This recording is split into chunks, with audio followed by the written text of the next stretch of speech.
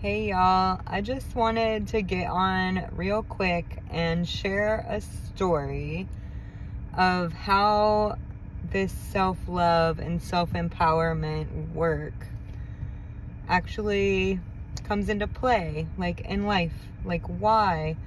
Why do we need to love ourselves? Why is it good to feel empowered? So 2 days ago, my youngest was having a meltdown, and it was because the internet wasn't working, so it really wasn't my fault this time.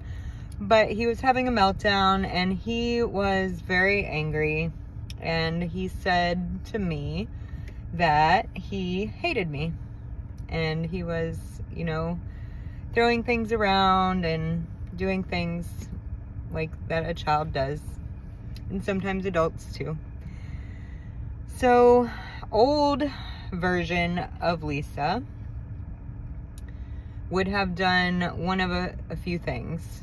Like, she would have lashed back out at him.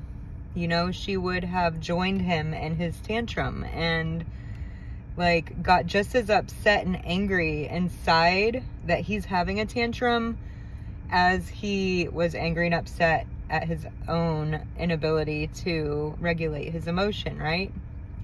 So that's one thing. Like, I would have yelled. I would have screamed, like, stop yelling. Don't say that to me. Stop throwing your things around. Like, triggered. I would have been very triggered and reactive. And that's one way. Another way I used to handle it was telling them to just go away, like go to your room and feel your feelings and come back when you're ready. Kind of sending the message that their anger emotion isn't tolerated or accepted or whatever, right? Which is whatever. I won't go into that yet. But so those are two ways that I used to respond. What I did the other day was I sat there and I breathed. I noticed the sensations in my body that were wanting to react like they used to, or wanting to run away, fight and flight, right?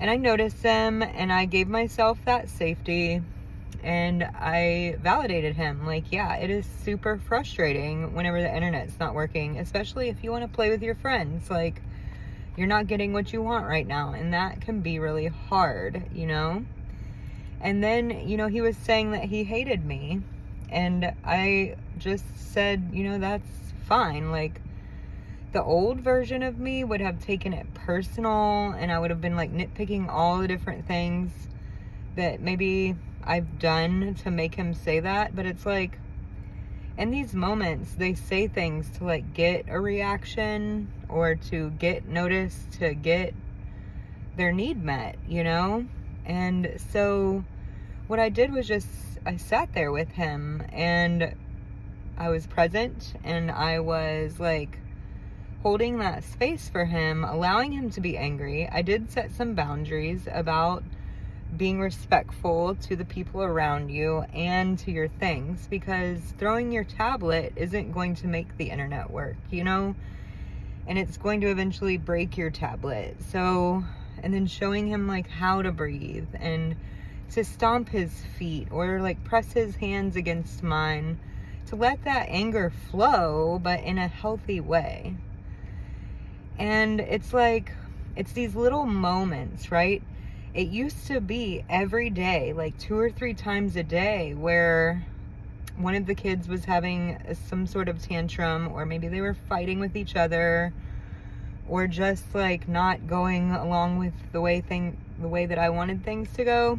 And it would like, I would get involved in that. Like, I would get on their level and have a tantrum with them. And that is the power of this work, is like, it's not even every day now. It's like, once in a while, it's like this, where I have to like, breathe and get myself good. But normally now I'm just like I know that I'm good, and I know that they're going to have tantrums, and I know that I can handle it, and it's not the end of the world. And what happened is, like, I don't know, 2 or 3 minutes later, he was so calm. He gave me a hug. He was like, I'm better now, Mom, And the message that that's sending is that it's okay for him to have the anger. And it's showing him how to process that anger in healthier ways. And not only am I showing him by like telling him while it's happening, I'm also doing it. You know, and that's what they really learn from, is watching you. They learn from modeled behavior.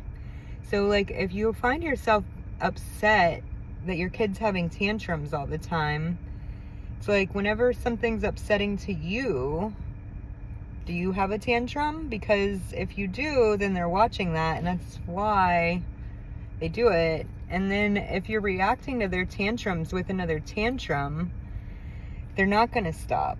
They're just going to grow up and be adults that have tantrums. Like, you know, I used to be.